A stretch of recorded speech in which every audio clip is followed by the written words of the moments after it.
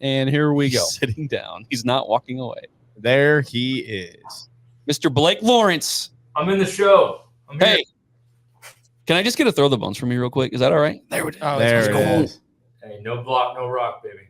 That's it. Put that in the intro. You believe in that mantra, right? No block, no rock? I got to know what it means, but I'm in. It actually came up in the press conference today. Yes. About how, Matt Rule wasn't exactly 100% pleased with some of the blocking by the wide receivers, especially in the second half, the refs and all that. But that came up. Wide receivers blocking. If you don't block, you don't get the damn rock. Ooh, I like that. See? I respect it. I think those wide receivers get away with a lot of give me this, give me that. But you got to be blocking to get the respect of the team. So I like that. Freaking A. Uh-huh. So just coming off this win, okay? All the hype. The Huskers come out of the gate, and especially you have a penchant for probably looking at this side of the ball, the defensive side of the ball. The black shirts, just give me your thoughts about how they played. What does Blake Lawrence have to say about the black shirts? Well, shoot, I'd say Bullock got my attention now. Yeah. And that I during the game, you start to, first couple games of the year, I've been detached from the Big Red wrap-up days for a while. I get to be a fan again, and I get to know the players in the first few games. And Bullock stood out. I was like, man, I got to know who this kid is, where he's been, where he's going. I like the way he played. And then Robinson's a freak, and we look different. There's a lot of same guys, but it just feels different. So I'm proud of the way the team's played, and yeah, we show up, man. We show up when you get off the bus. We're passing that test, and it feels good to feel that way again. See, and that's the thing is, I think with the Matt Rule team, what you would notice is that his defenses in particular were always salty. Like that was never really a thing that you would question with Rule. And you are really starting to see like these guys just play and look different. I got to get used to it a little bit. I got to get used to it. No, and it's a little bit of swagger too, right? Again, It's just, I think the Rule said himself, there's kind of that first year, when Bo Pelini came in that first year, we were all dumbfounded with what had happened with Coach Callahan the year before, right? And so you're like, there's a lot of hope. I hope this works, right? And now our first year under Bo, we won 9 games. It's a little different than last year, but if we would have made a couple field goals, maybe win 9 games last year too. But then, Rule said this, it just turns into belief. It goes from hope to belief, but there's got to be enough trending in the right direction. We believed right away with Bo. I think you can see a team that feels like they believe in the system just 2 games into year 2, but they got the right kind of structure and confidence with them. So for a long time, the Nebraska team has been referred to as the all-bus team. I think that's been like. Are you guys drinking beer? Oh, we absolutely are. We're sponsored by Nebraska Brewing Company. Oh, my man. Please get one. Get one. Oh, Blake, you were supposed to be here in town drinking with us at Nebraska Brewing Company. He's got his that's a Lagunitas IPA. I can see that from here. Yeah. I'm sorry, Nebraska Brewing Company. I'll just call it a Nebraska Brewing Company. I'm in Nebraska right now, but I was not able to get to you. So cheers to Hey. no cheers, block, no rock. There you go. Yeah. yes, sir. Blake, I know Cheers. a guy at Nebraska Brewing Company. We'll have to ship you some beer, get you some of that. I live in New York City now, but so I'm not. If they can get it out there, then I will become the new distributor. Hey, I'm sure I know a guy who can get you that. His family owns the place. Yeah, my family owns the brewery. But so we, for the last 5 or 6 years, a lot of people have talked about how Nebraska has been the all bus team, right? You get off the bus, they look the part, and then they get on the field, and we're not really fulfilling what we think we can do. I mean, we're only through 2 weeks here, but I mean, seeing like you talked about the swagger of this team. Not only are they have that coming off the bus, they have it walking out of the stadium at the end of the night. What is that like? Like coming off that field, you've got that swagger. How do you see that? Working forward for this team. What's that impact like after 2 weeks? We're 2-0. Yeah, we are 2-0. It's been looking back. Let's say the last 10 years, we haven't been 2-0. 2016. One time, right? Yeah. 2016. Yep, 2016. And I can tell you all that is something about playing football. Everyone knows that if think back to your high school days, think back to your middle school days, whatever it is, your first couple games, you're bound to screw up something, guys, And so getting that first UTEP win, even though they were a scrappy team, like you come out with a little bit of confidence, like we got some things worked out, we got the headset figured out and all that. And then you got to play Colorado, which is, they look good coming off the bus too, but we sent them back and then now you can feel like year to year what it means to come out, because last year it would have been a little intimidating to go to Colorado, and the hype train around Dion was very real, and we fed into it and lost that game. And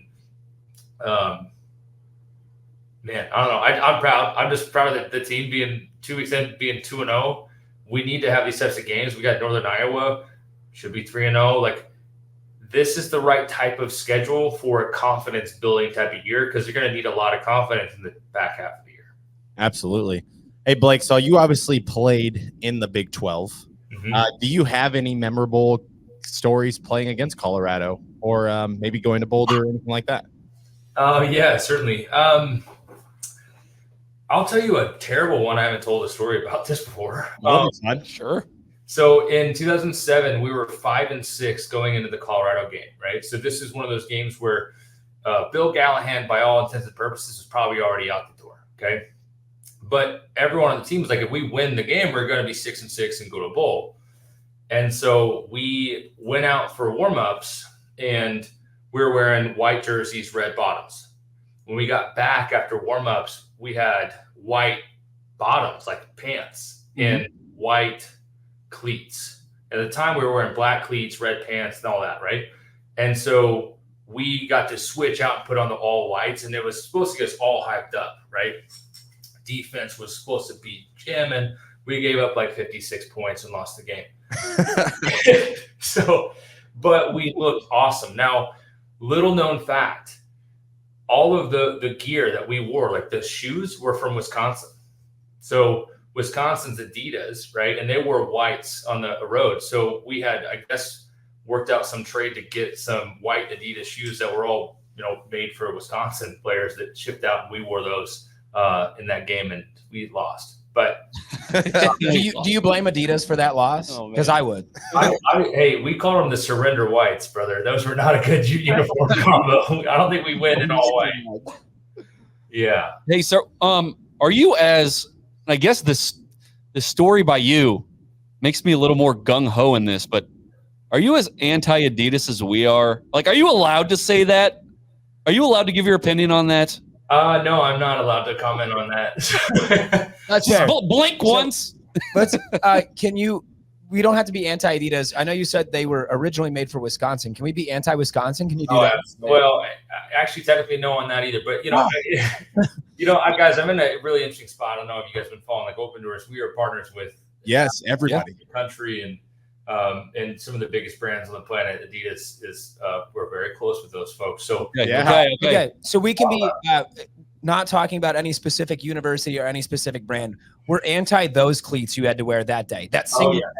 Oh yeah, those were definitely ones that they didn't help us win, guys. I mean, help you win a few games, I'm sure, but that was meant to motivate, and it did not help. Maybe if it did, maybe we'd have a little more respect for Wisconsin. Maybe no, never mind. No. What is it? 9 years right now? I think you. Not. It's Come 10. on. It's 10. Oh, it is 10. It is 10 in a row now. It has hit double digits. I don't like them, but I do have to respect it. Yeah. I'm sorry. I do. Well, okay. So Blake, you had mentioned that you now live in New York City. Knowing your story, you're from Kansas. You come to Nebraska to play football, and now you are living in New York City of all places. Like, did you ever see your life panning out like this? I'll tell you, I know that you guys cover recruiting, you cover the team, you cover the experience, and not to get sentimental with it, but I think anyone that's listening to this podcast, you guys know this, like there's something special about this place. And I like that my story and that of Opendorse and her dad, these companies that we've started, really all starts with me deciding one day to go to school at Nebraska. And so for me, I got recruited across the country, and I fell in love with the fan base in Nebraska, knowing that I just felt as if it could change my life. And that has been the most true statement of my entire life.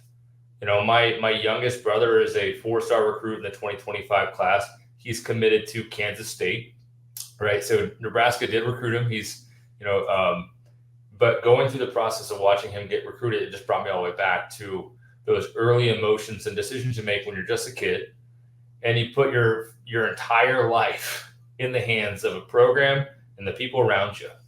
And man, that's it's interesting, right? Because then I think back, I'm 17 years removed from that decision, and everything I have in my life, this office that I'm in, which is 1 block from campus, the 80 people that we employ, my wife I met at Nebraska, and it's given me everything that I've ever wanted and more. And you have no idea the impact of a fan base when you're 17 years old, what it can do for your life. So I would have nothing without Nebraska.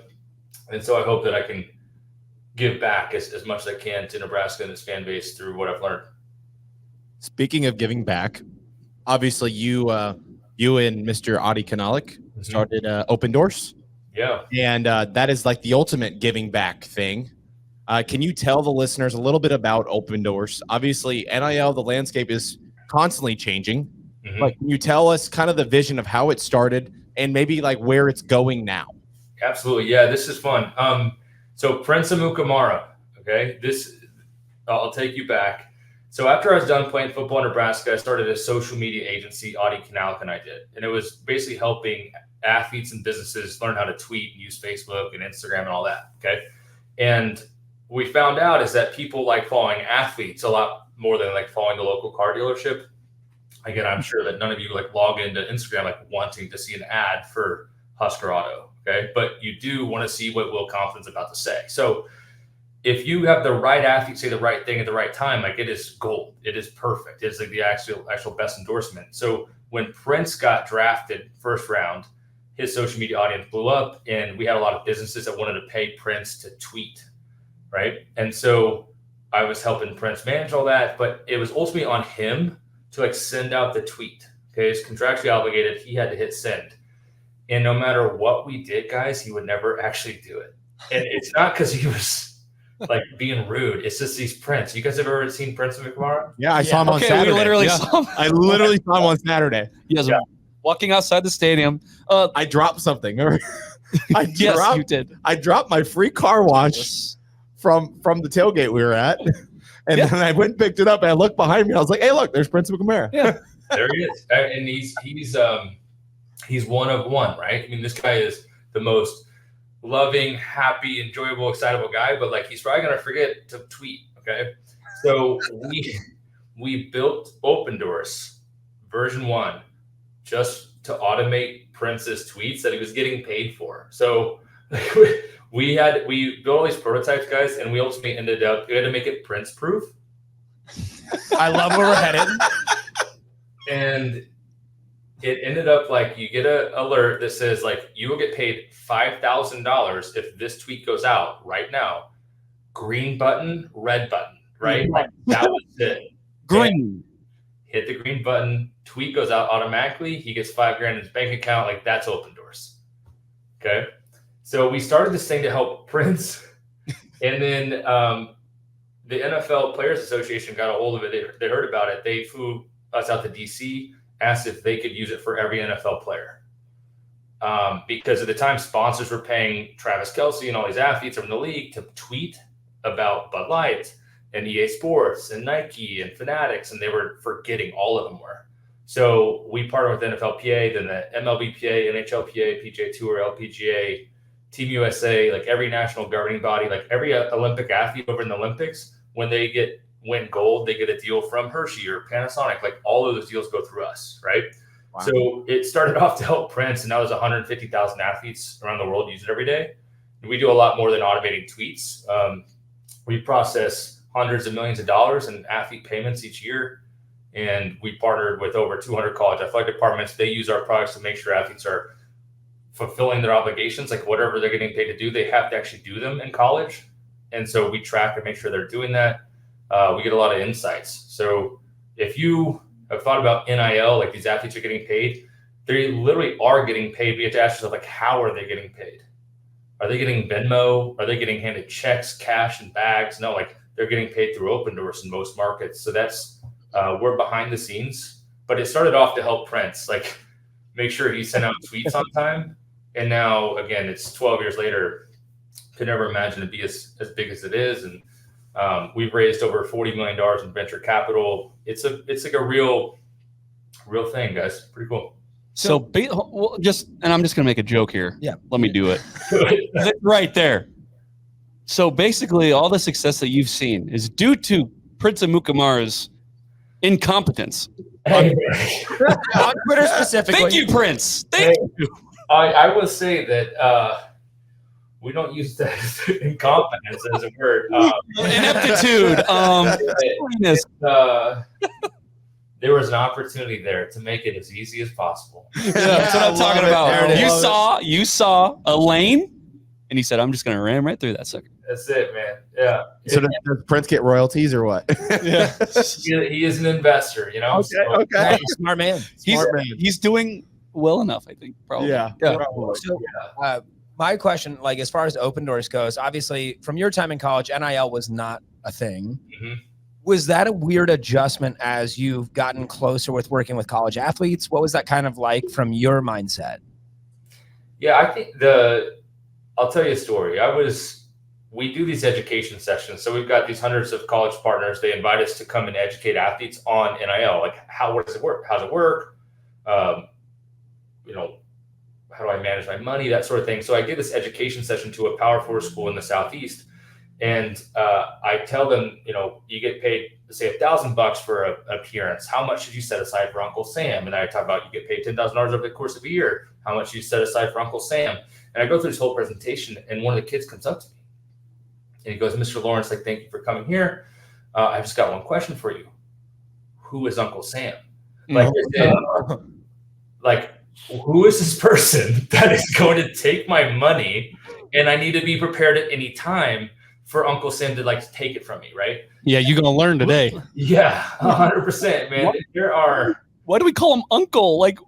Exactly, bro. This gentleman was very, it was cute, but also that'll open your eyes to the realization that in most professions, you work your entire life to reach your peak earning potential.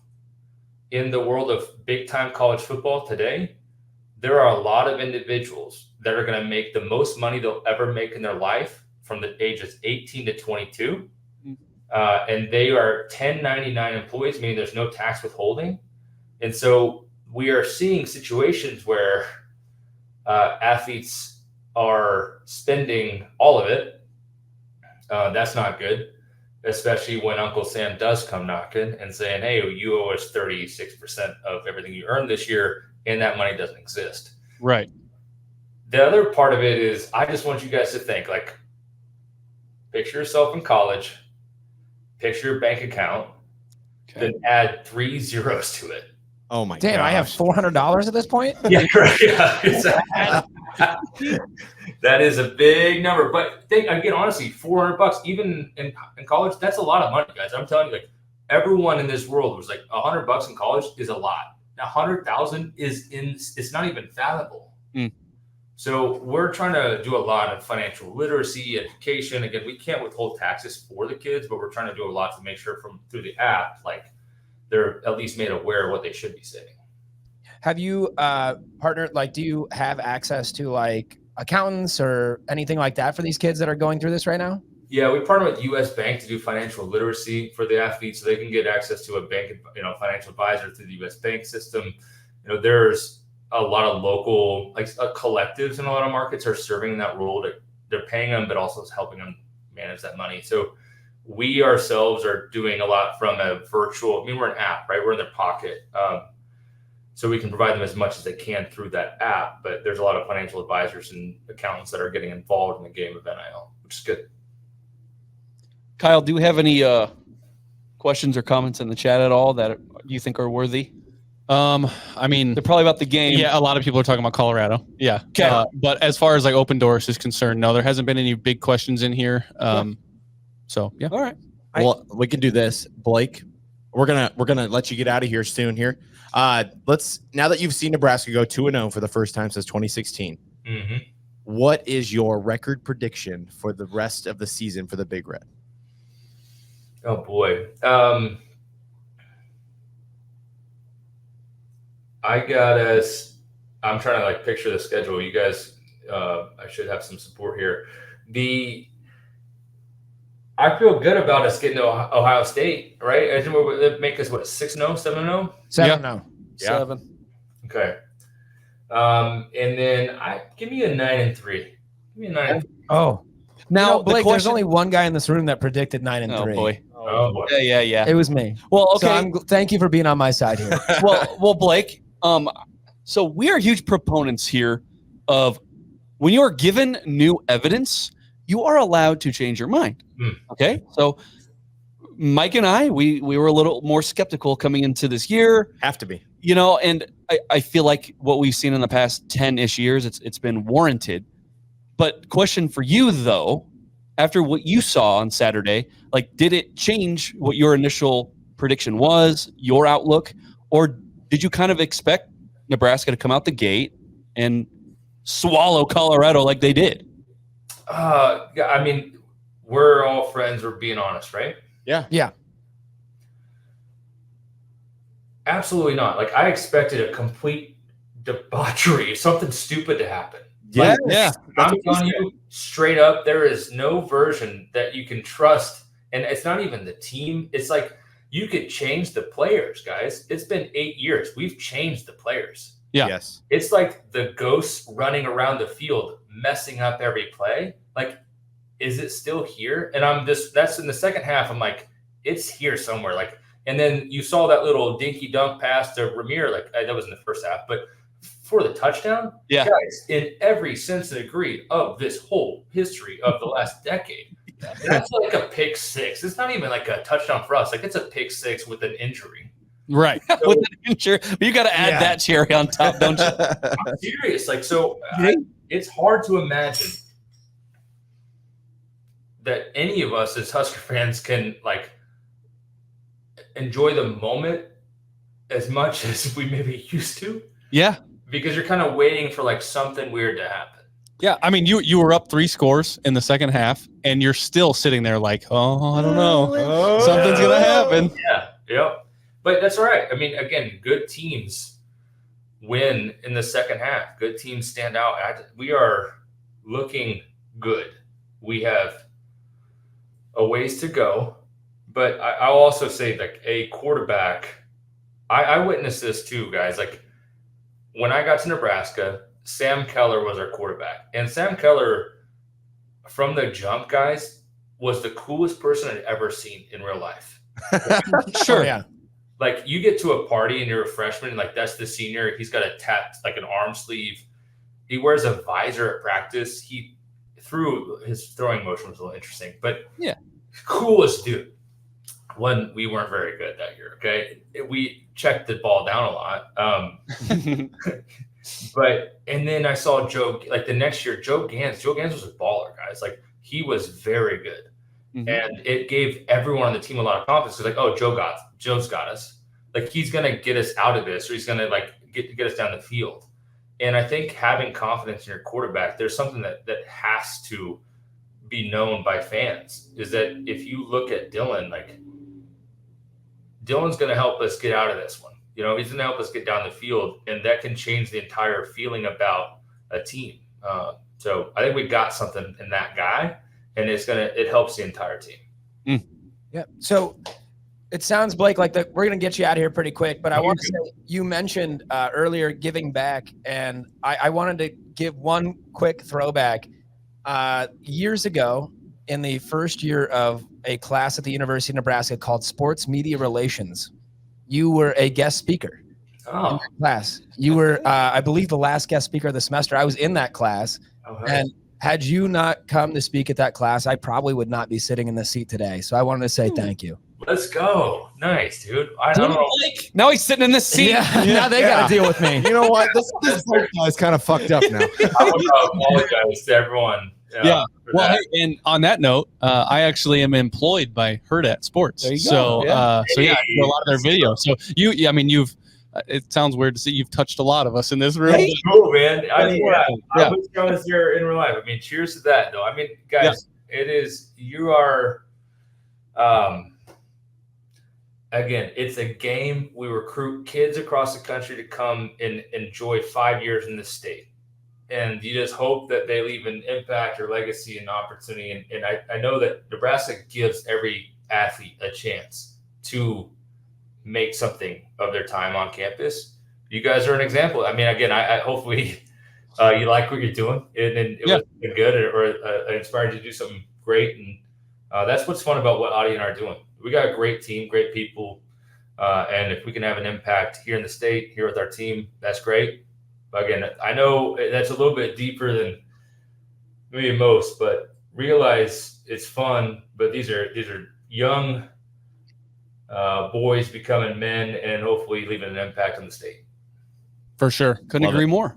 All right. Hey, Blake Lawrence, all our listeners and watchers out there, we encourage you to go follow Blake, especially on Twitter. Great follow. Yeah, I got videos like crazy, man. I will talk. If you want to know about NIL, Nebraska football stories, I drop like random crazy football stories every Friday.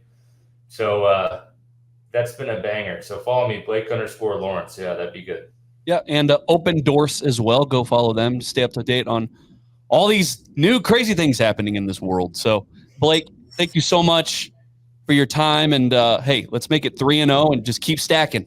There ain't no block, no rock, baby. Hey, Thank you. Love it. We love it. Thanks, Blake. Appreciate you. Thank you. Thank you, sir.